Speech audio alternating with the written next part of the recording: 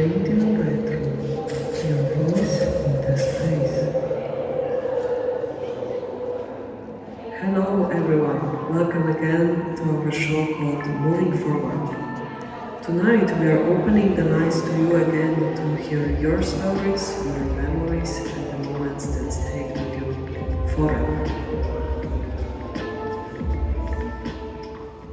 Okay, let's go. Tales, flashbacks, anecdotes, motivation to grow and share. Straight from us.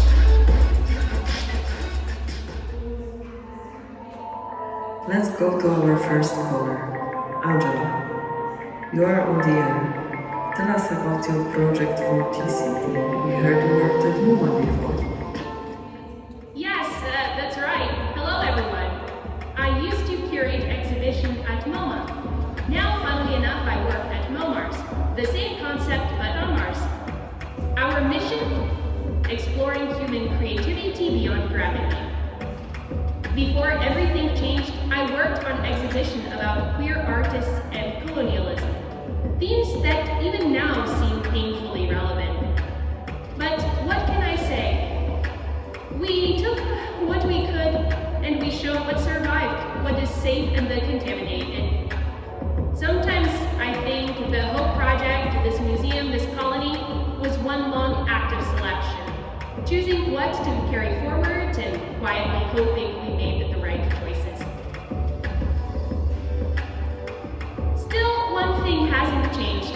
We don't know who the artists are. We do not have names, neither their stories. Maybe we have art from one person, maybe from a group. On Earth, we used to call that a problem of provenance. But since we have a limited time, let's speak about the exhibition. This time we focus on the textile art. We have embroidery pieces here. They are small, delicate, almost shy, but they carry the weight of everything we left behind, I think. What you see first are two eyes, stitched in black with the words "Holy shit." I don't think that artists wanted to express fear. I believe it's curiosity, that strange excitement of standing on the edge of something new. The eyes are embroidered on two separate pieces of fabric, mirroring each other, as if one is still on Earth and the other already here on Mars, waiting for us to arrive. Then there's a piece titled Year One, a laughing face and a sleeping face and a hand mark. We are not sure what those vertical threads mean. Maybe a reminder of a feeling we used to chase, a feeling of unity. Here on Mars, we really are one. One air system, one power grid, one big organism making choices together. And yet, that face still makes me smile. It laughs like it knows something we forgot. Then the skeleton, simple, direct, charmingly nihilistic. It's hard not to admire such precision, such irony. It seems to whisper, we all fade.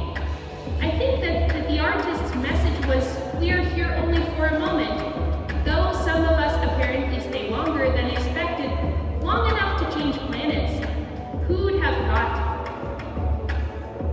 If you follow us on our social media platform, Name User, you can enjoy a sneak peek at the art pieces we're presenting at Momars.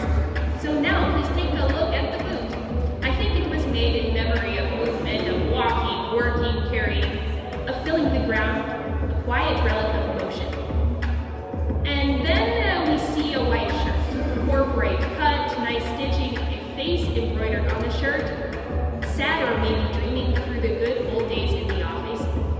I think this piece was made by the artist in memory of the world that paid for our rockets. We have also some small embroidered notes. We read them as messages to the future, perhaps saying, remember me. And we do. Every day we do. By the way, if anyone knows this language, please contact us. And if it turns out to say something offensive, we will fix the label. We always do. On the other side, we placed a painting titled Selfie. The work comes from Earth, of course, from a time when people carried their smartphones everywhere. And wherever they went, they turned the camera to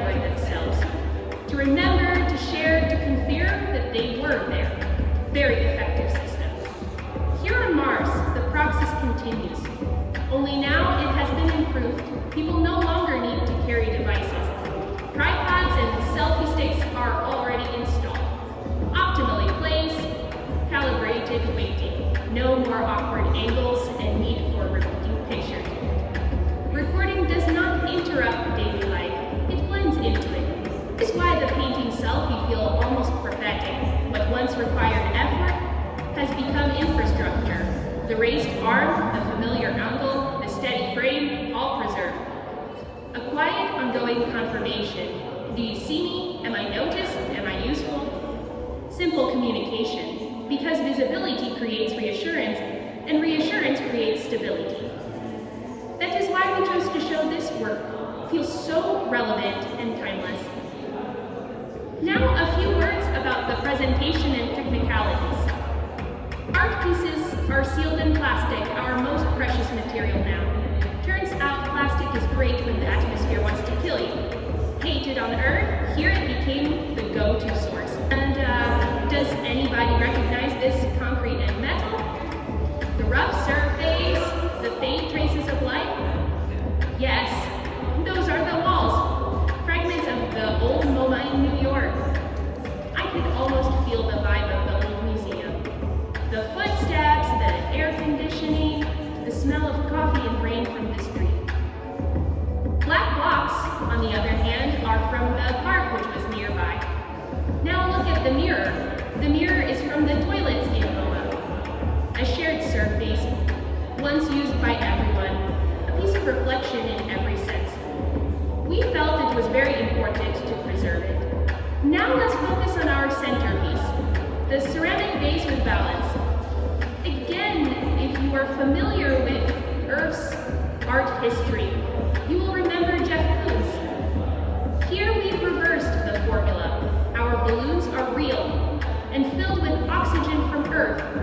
Yes, the very same air that once floated through traffic jams and grocery stores. Now preserved a sculpture in this vase made from clay, holding our air. This, my listeners, is human creativity beyond gravity. It is more than an exhibition. It is a reminder of what made us human. The need to create, to remember, and to believe that beauty still matters, even when the sky has changed. So, embroidery, balloons, plastic, the three pillars of human civilization, and somehow they all made it to TCE. We don't have an art market anymore, only memory, and a bit of pride that we made it here at all. But who knows? Maybe one day there really will be Art Basel Mars. Till then, you are invited to visit human creativity beyond gravity at Momars. Thank you. Well, thank you, Angela. That was deeply uplifting. Nothing like a reminder that plastic is holy and the art survived the apocalypse.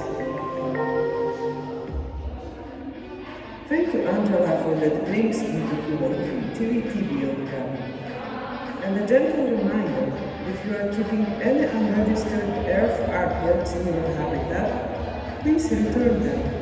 Looted art is still looted art, even under a different sky. If you would like to win a trip to the exhibition, don't forget to UbiNext. Our favorite transport solution, UbiNext, offer a free ride to Momars. And before we move on to the next inspirational story, let's listen to a song by Momars, Talking to Them.